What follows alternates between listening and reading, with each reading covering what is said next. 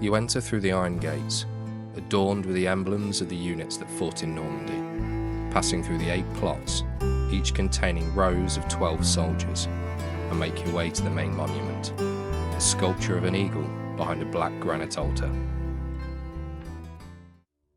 The Polish suffered terribly at the hands of the Germans throughout World War II. They were down, but they were certainly not out, not once giving up the fight.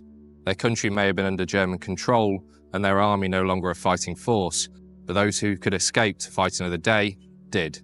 Many travelled to England and France to carry on the fight. They would form into their own units, including the independent Polish Air Force and the 1st Polish Armoured Division.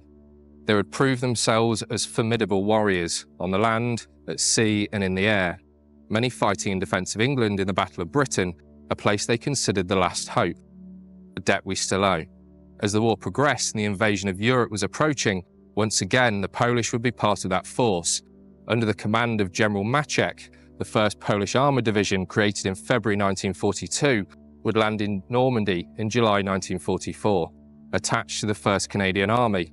They would take part in the failed Operation Totalize, later replaced by Operation Tractable, the push south towards Falaise. They would prove instrumental in closing the Falaise Pocket.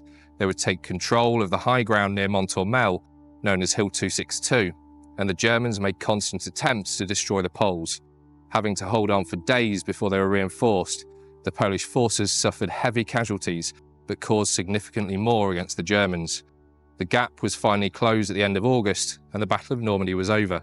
They would suffer 2,000 casualties in just over a month, dead and wounded, 615 of which are buried at Urville Polish Cemetery.